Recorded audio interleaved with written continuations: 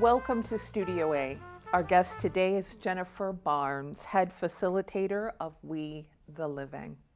Welcome to the studio, Jennifer. Thank you for having me. Thank you for coming in. I know that it was a bit of a shuffle from this morning. We thought we were going to have Alice Jordan Miles. We got you, which is a gift.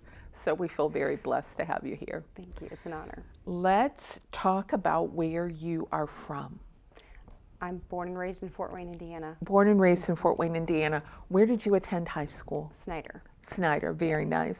And what about college? I went to IPFW. So Okay. Stayed local as well. All right. When it was IPFW. IPFW. And what did you major in? Elementary education. Why elementary education? I've known since I was probably 3 or 4 that I wanted to be a teacher, and my heart just really never changed. I'm an only child, and I would play with my stuffed animals and play teacher, and I've always had a huge heart for littles and just educating people. Never thought I would be teaching older adults now. I'm more in the high school area now, but I still love my time with my littles. And was anyone in your family in education? My mom was actually a preschool teacher. Okay. So yeah, I got to go to school with her back All when they right. did like take your daughter to work day and things like that. And so I was very inspired by that. She had a huge heart as well for youth, and I think that's probably where I get it. And I just thought, this is so fun. I want to do this. Okay. Yeah. Let's get into the hard-hitting things. You became part of this organization, We the Living. Yes. Why? So unfortunately, I had lost my best friend when I was 15 to suicide, and I didn't know at that time that We the Living existed. I utilized Aaron's house and therapy, and those things were tremendous, but life was kind of preparing me for the worst thing I would say that I have been through is I witnessed my father's suicide when I was 17. Oh my goodness. And so We the Living was told to us by victims' assistants. We got a little pamphlet, and my mom said, we're going. And I remember being a 17-year-old and saying, I don't need help. Like, I'm going to go, but I'm not going to talk. I'm going to sit in the back and I'm not going to speak. You thought you were okay? I did. I kind of wanted to just disassociate now that I know And what those stuff terms your are. feelings. Absolutely, which a lot of teens do. Yeah, yeah. Said I wouldn't speak, and then here I sit, the head facilitator of We the Living now. So it's been kind of under my authority, I guess you'd say, since I was about 19. I was kind of co-mentored. That's young. Yes, and then it became kind of passed off to me when I was about 21, 22 fully. So it was ran by my mother and myself for a very long time until my mother got sick, and she's recently passed. I'm sorry. So thank you. But I have some great other facilitators who do it with me. I'm always looking to bring more facilitators on, but that's kind of a process. We don't want to bring somebody who's too new in the grief on. We want to make sure we follow best practices in suicide prevention. I'm now a QPR, question, persuade, refer. Okay. That's a method, a national, it's really international method of suicide prevention. And so I can go in and train, but now I'm a master trainer, which means I can train others to train others. So, Okay. So I try to follow best practices and make sure that someone's ready, that they've attended the group for a specific amount of time, and that they can handle certain things, because the group can be very triggering. I mean, I'm 20. And overwhelming. Yeah, I'm 22, 23 years into my grief, but there are still things that people will say that brings you kind of right back to that day, kind of pulls that Band-Aid off. And it's secondary trauma to listen to people's trauma. And so you have to make sure that you have some good coping tools and some walls that you can kind of build up so that you don't allow that to bring you into a negative space as well. Okay. Yeah. What do people, well, let's talk about September is National Suicide Prevention Month. Yes. What do people need to know? What is the biggest myth about suicide? Oh goodness, there's so many myths, but I would say one of the largest myths is that if someone is talking about it, that maybe they're not going to do it. It's kind of one of those, you can't just because somebody gives you a warning sign or doesn't give you a warning sign or says, oh, maybe I didn't mean it or whatever, you really have to go with your gut. So there's a lot of times where somebody might feel you out, joke about it, and then say, oh, well, I'm not really thinking about that. And so But they wouldn't mention it if they weren't thinking about it. Absolutely. And Right. so you really want to make sure that you're following your gut. If you've noticed any large behavior changes, positive or negative. I mean, sometimes people almost have a mood upswing when they're ready to take their life, because if they've made that decision, they almost feel a sense of relief. And so I would say just make sure that you're noticing any large behavior changes, whatever that might be. Usually it tends to be more negative. Maybe it's more reckless driving or hygiene, things like that, not taking care of themselves, not getting out of bed, those types of things. But again, at times it could be the complete opposite, where they're just not acting like themselves. And what are the signs? What are some of the signs? I know you can't list all of them. Yeah, so but definitely behavior change. Yeah. Obviously talking about it, sometimes just not talking about it. I would say stuffing, where maybe somebody's going through some personal things, but they're acting like they have it all together. Okay.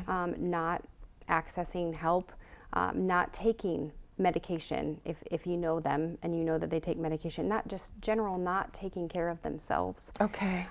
If they are somehow maybe acquiring pills, maybe they just had a recent back surgery and you just happen to be a family friend and you notice in their medicine cabinet or in their purse that, oh, they've got a lot more pills than what they would normally.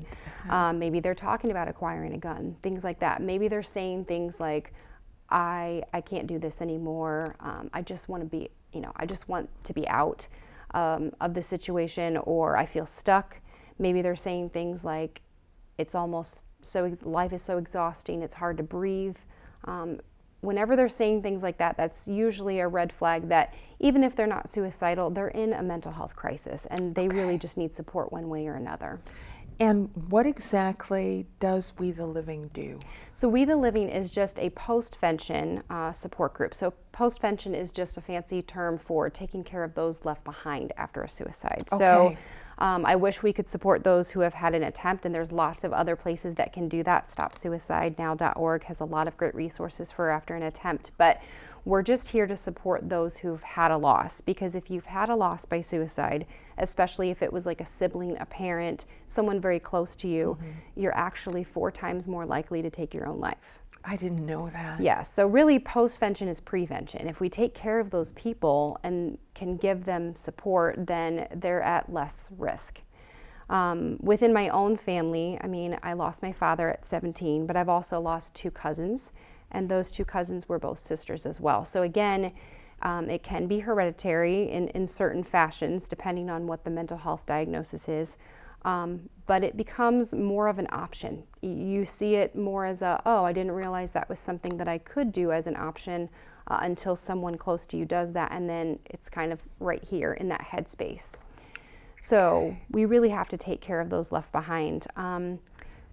When I was 17, I very much felt like an alien. I mean, I could Google, well, I don't even think Google was a thing back then because I'm 38 now, but Yeah. I do remember searching on the internet and I found the AFSP, the American Foundation for Suicide Prevention. But nowadays, I mean, at 3 a.m, you can find Facebook groups of people that have had a loss, and you can almost instantly get another survivor, and you're instantly bonded. Yeah. Just because of the type of Common, loss that it yeah. is, for sure. What is the hardest thing about being a survivor?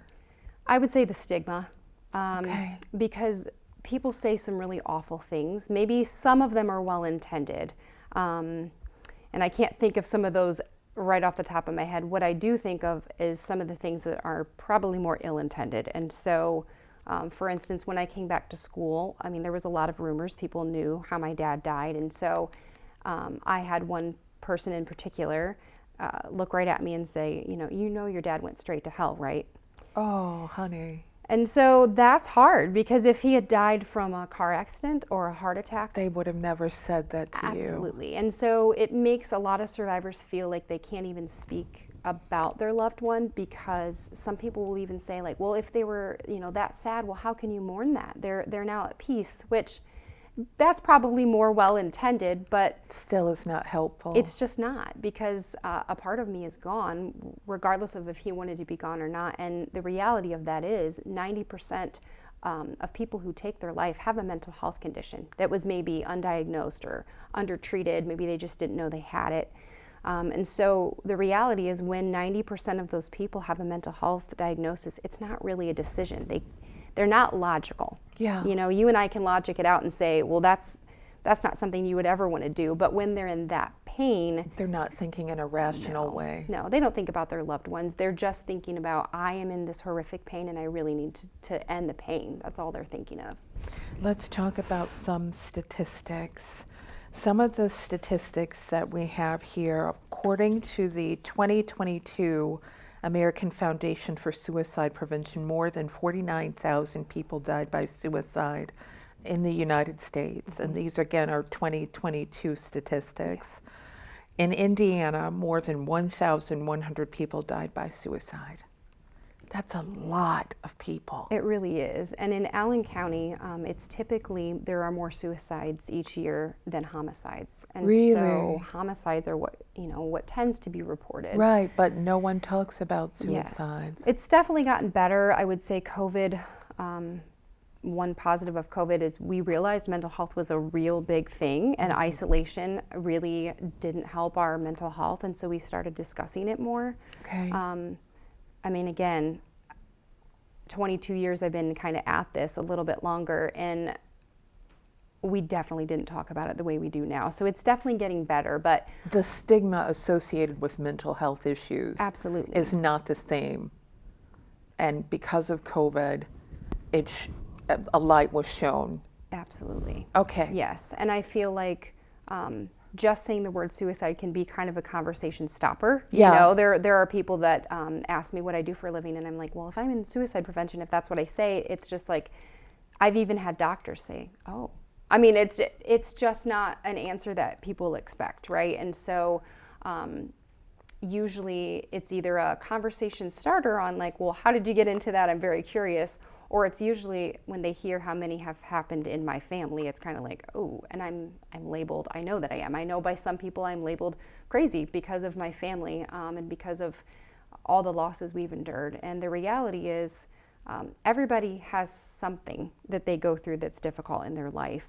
I'm just more candid and open because I don't want anybody else to go through it. I feel like if I can talk about it, then it helps somebody else say, okay, I'm not alone. It's your testimony. For sure. What they'd say in the religious or spiritual tradition, that it's your Absolutely. testimony. Yes. For me, I'm definitely much a Christian. And so, yeah, Romans 8:28, for me, just God can work all good things and for his good. And so if he can use me as that vessel, then I'll gladly be it.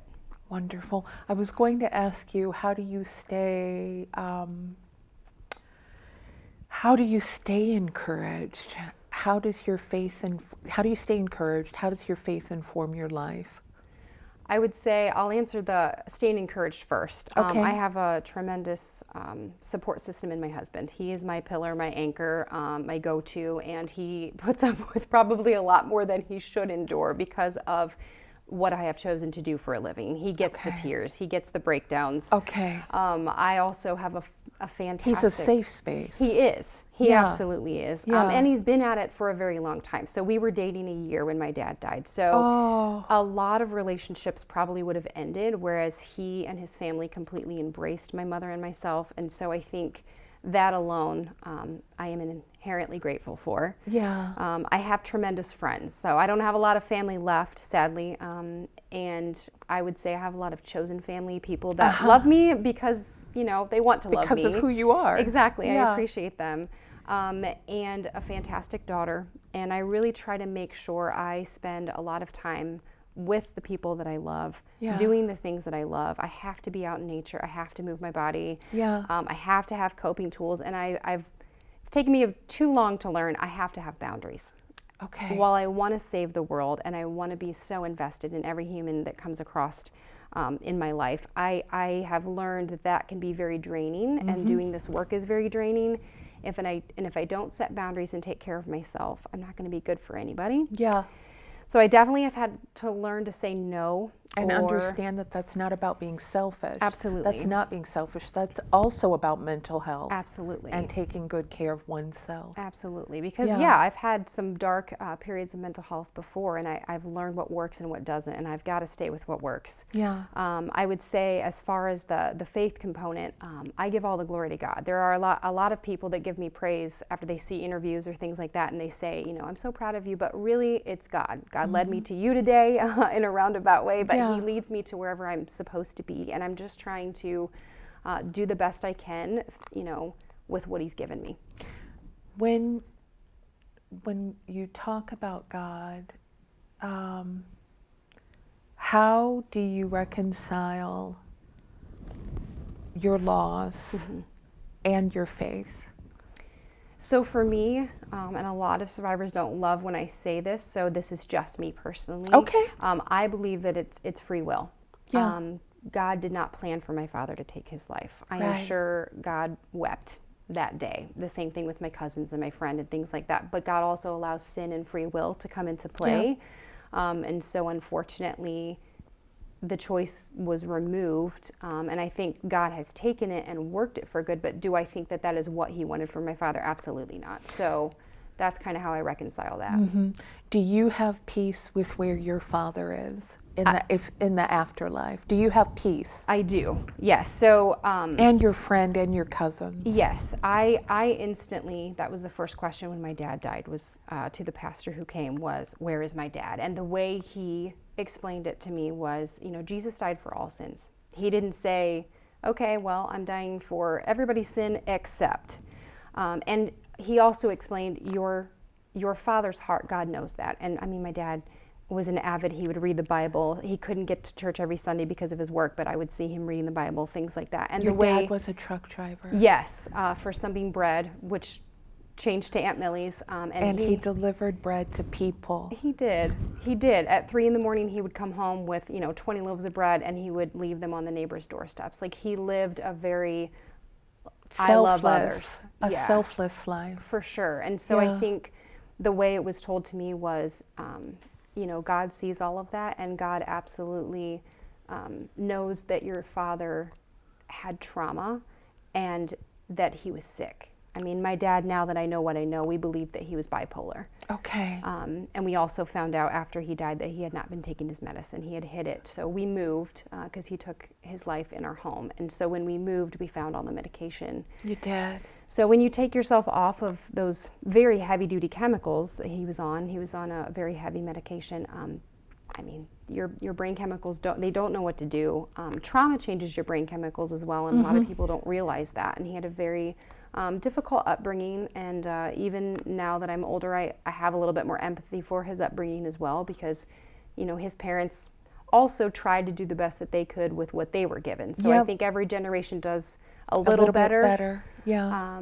But there's no perfection, and Yeah. I think we also have a lot of great advances. I mean, for myself, I had an attempt several years ago Okay. from some trauma, an environment that I was in, and then my brain chemistry. So I get my brain chemistry tested by my doctor. It's called a neurotransmitter test, and I get a printout, and my brain doesn't make serotonin and dopamine, and those are like the feel-good, happy, after you work out, Yep. those types of Yep. things. And so And that's how you figured out that Absolutely. you were at an imbalance. absolutely. And I can do lots of things to help that, but it's What not can you enough. do to help you? So I mean, I can work out, I can move my body, I can have support systems. Go to nature like you talked Absolutely. about. For me, I have a therapist that's, I'm a verbal processor, Uh-huh. right? And so sometimes it's just me hearing what I say and something clicks, but sometimes it's they say, well, have you thought of XYZ? Okay. Which is great. But then I also take supplements. I take dopamine and Okay. serotonin, and I know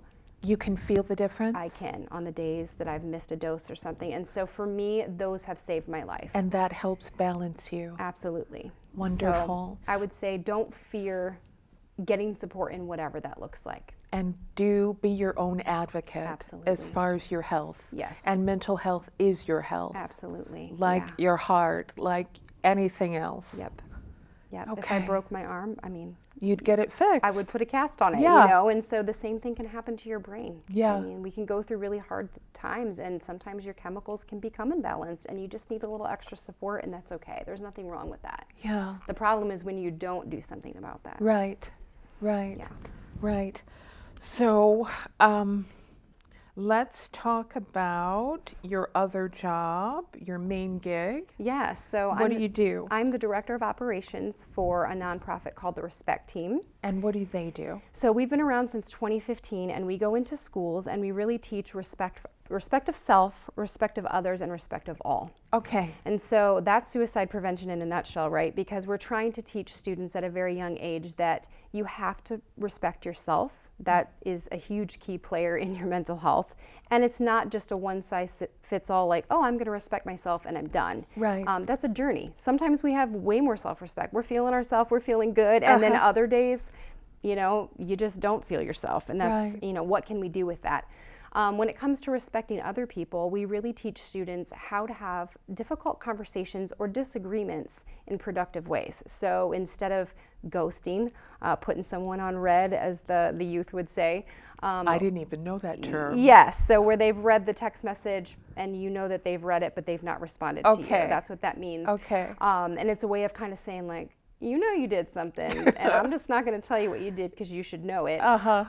That's not productive, right? That's not helpful. The same thing as cussing someone out, it's not helpful. So what can we do to meet in the middle? Okay. What I love about the Respect Team is it helps students to see that, you know, if I say, okay, everybody give me a math equation that gets me the answer of 10, we could do that for 5 hours. Right. Because sometimes there are multiple ways to look at a scenario. So I think it helps students realize that we really need to judge less. And a lot of times we have no idea what someone is walking. Yeah. For instance, when I lost my father, what that girl said to me was not helpful. And so we try to teach students, really take a minute, take a deep breath before you say something. Before you put that text out. Before you post that, what could this do to someone else? And once you've said it, you can apologize, but it's you can't never, take it back. it's never erased. And so we talk about consent, we talk about boundary setting, all the things that I feel like I wish someone taught me those things when I was younger.